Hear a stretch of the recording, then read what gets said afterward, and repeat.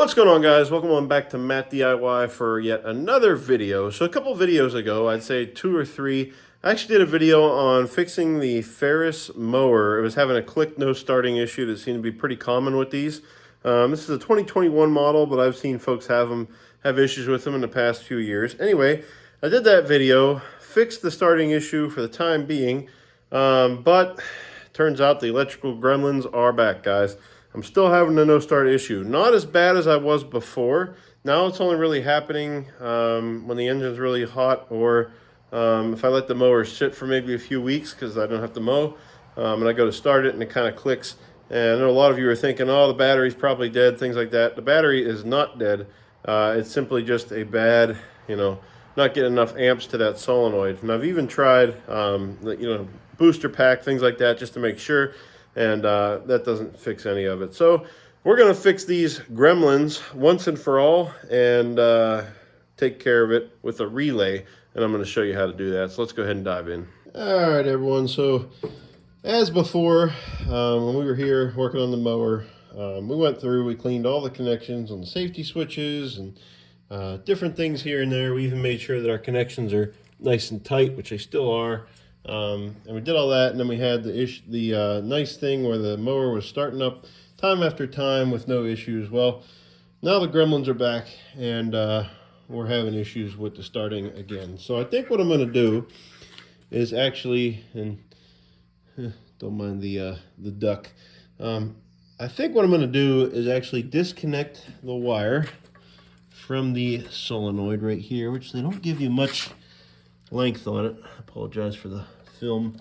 So I'm gonna see if I can pull that out of whatever harness it's stuck in, just to get me more length. And then what I'm gonna do is mount a relay somewhere nearby, maybe just on the side wall of the mower over here where it's easy to get to, or I might even just wire tie it to the fuel lines or something like that. And then basically we're gonna have a 4-wire relay. Keep wanting to call it a solenoid. Anyway, we're gonna have a 4-wire relay, and basically the feed from the switch over there is gonna come down, hit the relay, and then that'll be connected to the negative side of the battery, and then there'll be the pass through from the positive wire of the battery directly to the solenoid. That way, every time we kick in the key, it kicks in the relay and sends that direct amperage on a heavier gauge wire and 12 volts directly to the solenoid, and that should fix the problem because we're still not getting the full amperage required through that little wire down there. So that's the plan.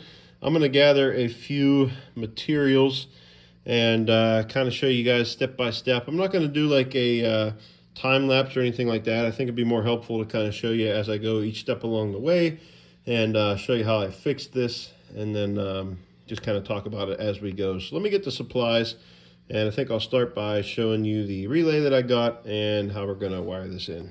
All right, so here is the relay I actually went ahead and picked up off Amazon. I will link it down below, and I liked it because it's got a light on it so you can see the status, and it's got a nice little diagram on there of what is actually going to happen. So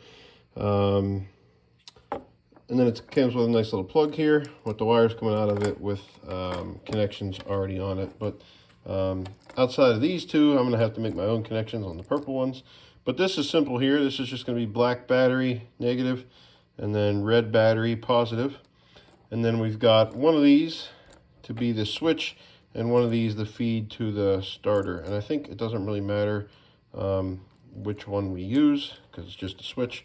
But one will be coming from the key, and then the other one will be going to the actual terminal itself.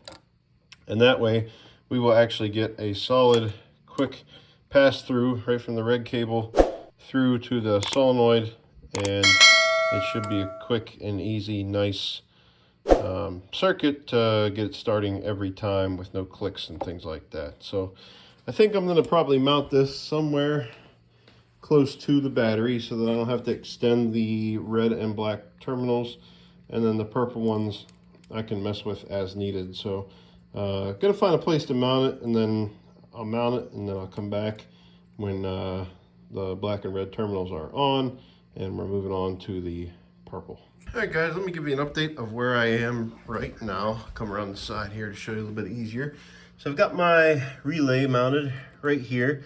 I was gonna screw it into the frame, but I figured, you know what, for quick service and stuff like that, I'm just gonna wire tie it. So that's what I did. I wire tied the bracket here to the main harness, and then I just put a wire tie around the relay itself.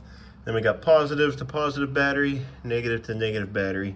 So all that's left is this one is gonna be the signal wire to the solenoid, and then this one is going to be the signal coming in from the switch.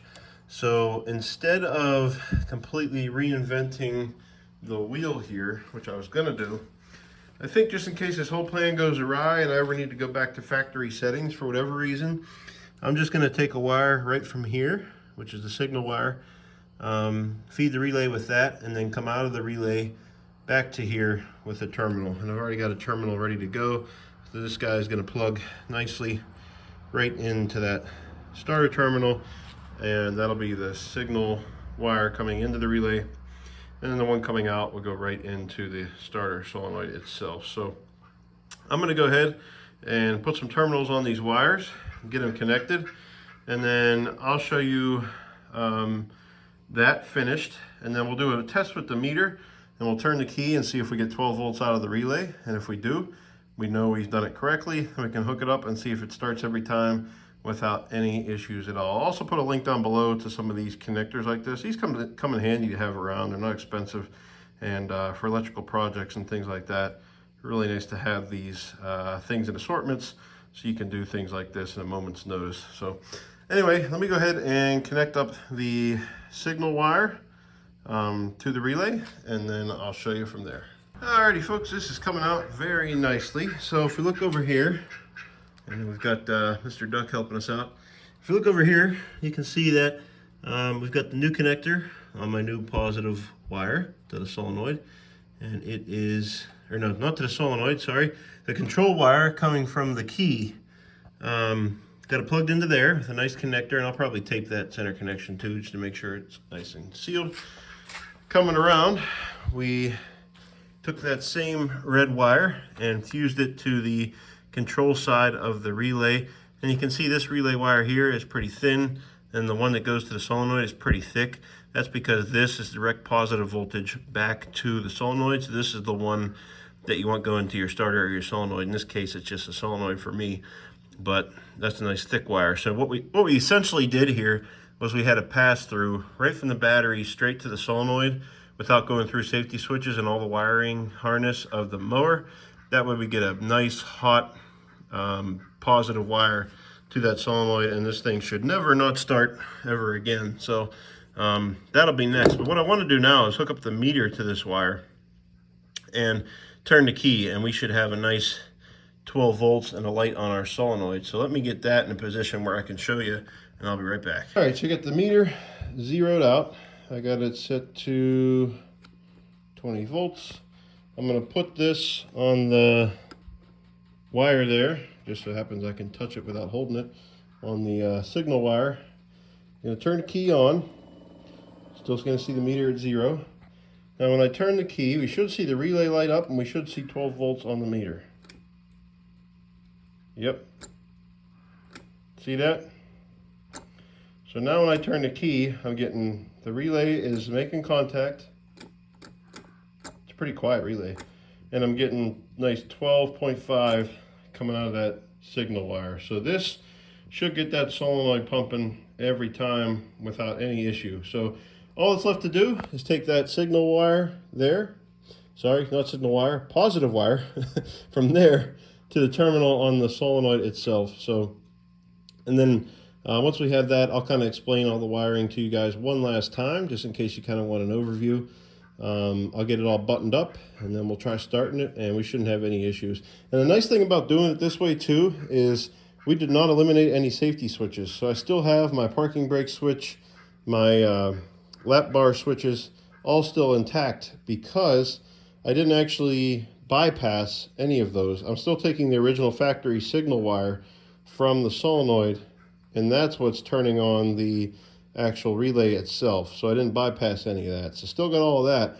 All we did here is make a direct connection from the battery straight to the solenoid terminal itself. So let me go ahead and button that up, and then I'll walk you guys through one last time the wiring, and then we'll try it out. Okay, so we got the wiring all done. So just to explain this to you guys once more, we've got the red wire from the relay going to the positive battery terminal.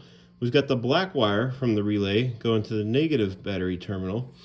We've got the signal wire for the relay, which is the thinner purple one, coming from the signal wire of the mower itself. So I can pull this up and show you. It's going right into the original signal wire. So this wire right next to my thumb used to be plugged directly into the solenoid, but now it's plugged into the signal wire of the relay.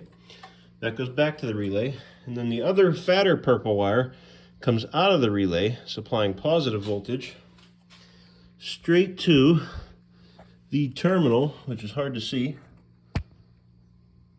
right there, the terminal on the solenoid. So essentially, as I mentioned, all this is doing is bypassing the wiring on the mower itself and taking that 12 volts directly from the battery through the relay to that terminal. So that should eliminate our starting issues or any resistance issues we may have had. So I'm going to wire tie everything together, clean it up so it's out of the way, and then we'll test it out and see how it works. Down below this video, I will link the terminals, also the crimpers, which are very important to have for what size, different terminals you're using, and also that relay as well, and some spare wire if you need it. But yeah, pretty smooth. Just got to button things up, and then I think we finally eliminated our gremlins for forever, for the entire future to come. Alrighty, folks, last look. Relay is all buttoned up. Get the wires nice and tied up. Wire tied down here. Whoever invented wire ties is absolute genius. I'll tell you what, they come in handy. But everything's nice and tight and secured. Nothing's going to get in the way of the cooling fans or anything like that. So let's go ahead and test it out. Alrighty, guys, here goes the testing. We got the mower in park, sitting in the seat. Now, every time we turn this key, it should fire right up. No troubles whatsoever.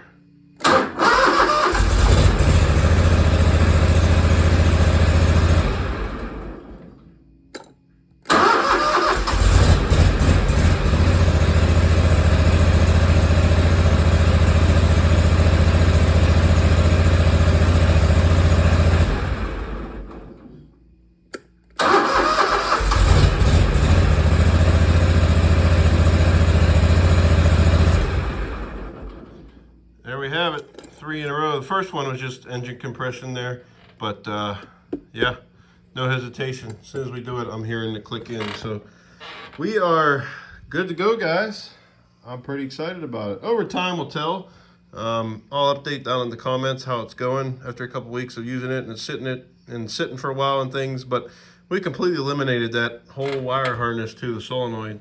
So I think with the direct power from the battery, we shouldn't have any more issues now. Alrighty, folks, appreciate you tuning in there. Hopefully it helped you fix your Ferris if you're having the click no start issue. I know it seems to have fixed mine. I'll update down in the comments after a few weeks just to make sure, but I'm pretty sure going direct like that, we eliminated all the issues. So give the video a like if it helped you out. Drop a comment down below if you're having a similar issue and we're able to fix it. Or if you have questions, concerns, things you might need help with, I'd be happy to help with those as well. All the links are down below in the description for things I used in this video that might help you along the way if you don't have some of those things.